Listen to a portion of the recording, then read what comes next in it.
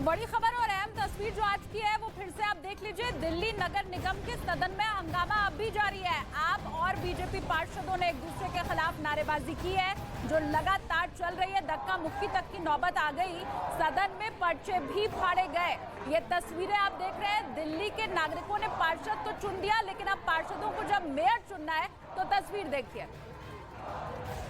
आज गैर कानूनी तरीके से बीजेपी की गुंडागर्दी सदन के अंदर देखने को मिली।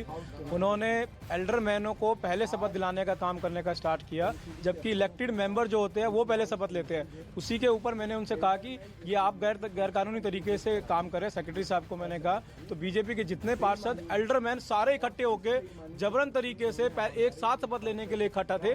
उन्होंने मेरे ऊपर मोमेंटो जो होता है शपथ लेने का, वो उन्होंने मेरे ऊपर सब लोगों ने मारा। मिलकर ड्रिल की, क्योंकि बीते कुछ दिनों में ईरान के साथ इजराइल का तनाव चरम पर पहुंच चुका है। बेंजामिन नेतन्याहू ने इजराइल का प्रधानमंत्री बनते ही ईरान के लिए जैसा रुख दिखाया, उसने आग में घी का काम किया। वहां ऐसी अटकलें लगाई जाने लगी कि इजराइल ईरान पर कभी भी हमला कर सकता है, जिसके बाद इस बात की भी आशंका बढ़ गई कि ईरान पहले ही ऐसा कदम उठा सकता है। और कहा जा रहा है कि अमेरिका और इजराइल ने ये सैन्य अभ्यास करके उसे बता दिया कि वो हमले के बारे में सपने में भी न सोचे। उधर श्रीलंका के खिलाफ दूसरे टी20 मुकाबले से पहले भारतीय टीम को बड़ा झटका लगा। घुटने में चोट लगने की वजह से संजू सैमसन को बाकी बची टी20 सीरीज से बाहर कर दिया गया।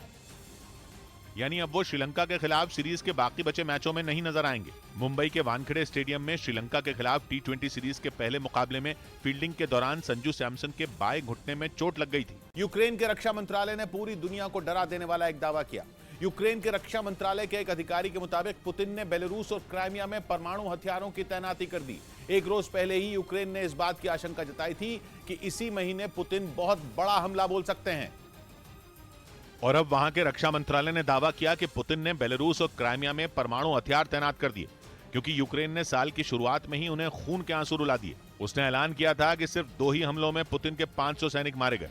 यूक्रेन का ये दावा पुतिन को तीर की तरह चुभा होगा, क्योंकि वो पहले से ही अपनी सेना में सैनिकों की कमी से जूझ रहे हैं। हालांकि उनके अधिकारियों ने सिर्फ 89 सैनिकों की मौत की बात कहकर उनकी चोट पर मरहम लगाने का काम जरूर किया, लेकिन पुतिन बदला लेंगे ये आशंका यूक्रेन ने भी जता दी थी। जिसके बाद आई इस खबर ने यूक्रेन के साथ उसके मददगार देशों में भी खौफ पैदा कर दिया, क्योंकि बेलारूस और क्राइमिया में परमाणु हथियार तैनात करने का मतलब है कि पुतिन कुछ तो बड़ा करने जा रहे हैं।